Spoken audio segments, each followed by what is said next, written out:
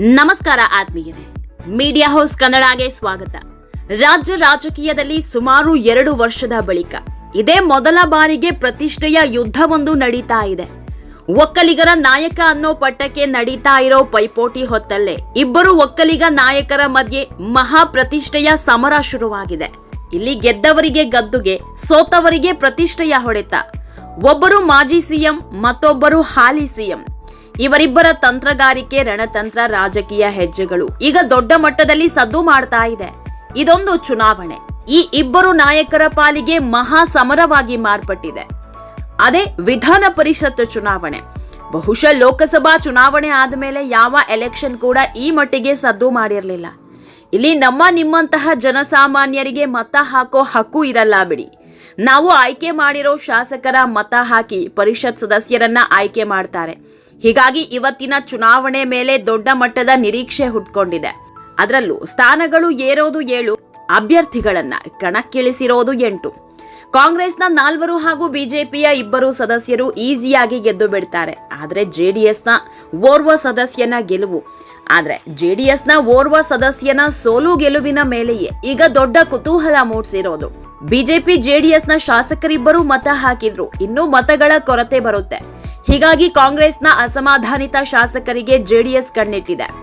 ಆದ್ರೆ ಕಾಂಗ್ರೆಸ್ ನಾಯಕರ ತಂತ್ರವೇ ಬೇರೆ. ಜೆಡಿಎಸ್ನಲ್ಲಿರೋ ಅಸಮಾಧಾನಿತರನ್ನ ತಮ್ಮ ಪಕ್ಷದ ಕಡೆಗೆ ಸೆಳೆದುಕೊಳ್ಳೋದಕ್ಕೆ ಕಾಂಗ್ರೆಸ್ ನಾಯಕರು ಬ್ಲೂ ಪ್ರಿಂಟ್ ರೆಡಿ ಮಾಡಿದ್ದಾರೆ. ಹೀಗಾಗಿ ಇಂದು ನಡೆಯೋ ಚುನಾವಣೆ ದೊಡ್ಡ ಮಟ್ಟದಲ್ಲಿ ಕುತೂಹಲ ಮೂಡಿಸಿದ್ದು. ಯಾರು ಯಾರಿಗೆ ಮತ ಹಾಕ್ತಾರೆ, ಯಾರು ಕೊನೆ ಗಳಿಗೆಯಲ್ಲಿ ಪಕ್ಷಕ್ಕೆ ಕೈ ಕೊಡ್ತಾರೆ ಅನ್ನೋ ಚರ್ಚೆ ಹುಟ್ಟುಹಾಕಿದೆ.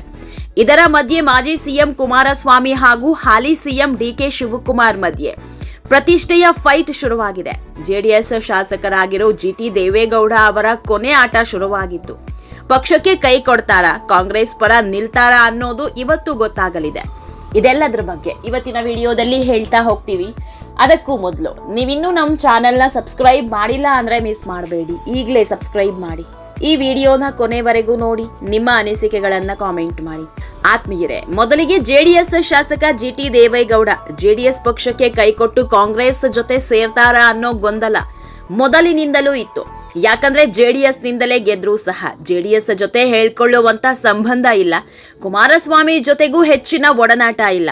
ದಳಪತಿಗಳ ಬಹುತೇಕ ಕಾರ್ಯಕ್ರಮಗಳಲ್ಲಿ ಜಿಟಿ ದೇವೇಗೌಡರು ಅಂತರ ಕಾಯ್ದುಕೊಂಡಿದ್ದಾರೆ. ಹೀಗಾಗಿ ಜೆಡಿಎಸ್ ಬಿಟ್ಟು ಕಾಂಗ್ರೆಸ್ ಜೊತೆ ಹೋಗ್ತಾರೆ ಅನ್ನೋ ಮಾತುಗಳು ದೊಡ್ಡ ಮಟ್ಟದಲ್ಲಿ ಕೇಳಿ ಬರ್ತಾ ಇದೆ. ಇದರ ಬೆನ್ನಲ್ಲೇ ಈಗ ಜಿಟಿಡಿಯ ಕೊನೆ ನಡೆ ಗೊತ್ತಾಗಲಿದೆ ಅನ್ನೋ ಸುದ್ದಿ ಹರಿದಾಡ್ತಾ ಇದೆ. ಯಾಕಂದ್ರೆ ಮೂಲಗಳ ಮಾಹಿತಿ ಪ್ರಕಾರ ಅಸಮಾಧಾನಿತ ಶಾಸಕ ಜಿಟಿ ದೇವೇಗೌಡಗೆ ಕಾಂಗ್ರೆಸ್ ಗಾಳ ಹಾಕಿದೆ. ಕಾಂಗ್ರೆಸ್ನ ಘಟಾನುಘಟಿ ನಾಯಕರೇ ಮುಂದೆ ನಿಂತು ಜಿಟಿಡಿಗೆ ಆಹ್ವಾನ ಕೊಟ್ಟಿದ್ದಾರಂತೆ. ಈ ಚುನಾವಣೆಯಲ್ಲಿ ನಮ್ಮ ಜೊತೆ ಕೈ ಜೋಡಿಸಿ ನಮ್ಮ ಪಕ್ಷದ ಅಭ್ಯರ್ಥಿಗೆ ಮತ ನೀಡುವಂತೆ ಕರೆ ನೀಡಿದ್ದಾರಂತೆ. ಹೀಗಾಗಿ ಜಿಟಿಡಿ ನಡೆ ಏನಾಗಿರಲಿದೆ ಅನ್ನೋ ಕುತೂಹಲ ಮೂಡಿಸಿದೆ. ಒಂದು ವೇಳೆ ಇವತ್ತೇನಾದ್ರೂ ಜೆಡಿಎಸ್ ಸ್ಪರ್ಧಿಗಳು ಮತ ಚಲಾಯಿಸಿದ್ದಲ್ಲಿ ಪಕ್ಷದ ಪರವೇ ನಿಂತಿದ್ದಾರೆ ಅನ್ನೋದು ಗೊತ್ತಾಗುತ್ತೆ. ಜೊತೆಗೆ ಜೆಡಿಎಸ್ನ ಎಲ್ಲಾ ಶಾಸಕರು ಕೂಡ ಒಗ್ಗಟ್ಟಾಗಿದ್ದಾರೆ ಅನ್ನೋ ಸಂದೇಶ ಹೋಗುತ್ತೆ. ಆದ್ರೆ ಕಾಂಗ್ರೆಸ್ಗೆ ಮತ ಹಾಕಿದ್ದಲ್ಲ, ಜಿಟಿ ದೇವೇಗೌಡರು ಹಾಗೂ ಜೆಡಿಎಸ್ನ ಸಂಬಂಧ ಇಲ್ಲಿಗೆ ಮುಗಿದಂತೆ ಅನ್ನೋದು ಬಹಿರಂಗ ಆಗಲಿದೆ. ಆತ್ಮೀಯರೇ, ಈ ಎಲ್ಲ ಬೆಳವಣಿಗೆ ಮಧ್ಯೆ ಕುಮಾರಸ್ವಾಮಿ ಹಾಗೂ ಡಿಕೆ ಶಿವಕುಮಾರ್ ಪ್ರತಿಷ್ಠೆಯ ಜಿದ್ದಿಗೆ ಇಳಿದಿದ್ದಾರೆ. ಡಿಕೆಶಿ ಸಿಎಂ ಆದ ಬಳಿಕ ನಡೀತಾ ಇರೋ ಮೊದಲ ಚುನಾವಣೆ. ಹೀಗಾಗಿ ಈ ಚುನಾವಣೆಯಲ್ಲಿ ತಮ್ಮ ಮೇಲುಗೈ ತೋರಿಸಬೇಕು, ತಾವೆಂತ ರಾಜಕೀಯ ಚತುರ ಅನ್ನೋದನ್ನ ಪ್ರೂವ್ ಮಾಡ್ಕೋಬೇಕು ಅನ್ನೋ ಹಂಬಲದಲ್ಲಿ ಡಿಕೆಶಿ ನಿಂತಿದ್ದಾರೆ. ಯಾಕಂದ್ರೆ ಈ ಚುನಾವಣೆಯಲ್ಲಿ 4 ಸೀಟ್ಗಳನ್ನ ಕಾಂಗ್ರೆಸ್ ಗೆಲ್ಲೋದು ಖಾಯಂ. ಇದರ ಜೊತೆಗೆ ಜೆಡಿಎಸ್ನ ಓರ್ವ ಅಭ್ಯರ್ಥಿಯನ್ನು ಸೋಲಿಸಿದ್ರೆ ತಮ್ಮ ಕೆಲಸ ಸಂಪೂರ್ಣ ಆದಂತೆ. ಎದುರಾಳಿಯನ್ನ ಕೆಡವೋದರ ಜೊತೆಗೆ ತಾವು ಗೆದ್ದು ಬೇಗಿದಂತಾಗುತ್ತೆ ಅನ್ನೋ ಲೆಕ್ಕಾಚಾರ ಹಾಕಿದ್ದಾರೆ. ಹೀಗಾಗಿ ಜೆಡಿಎಸ್ನ ಅಸಮಾಧಾನಿತ ಶಾಸಕರಿಗೆ ಗಾಳ ಹಾಕ್ತಿರೋದು.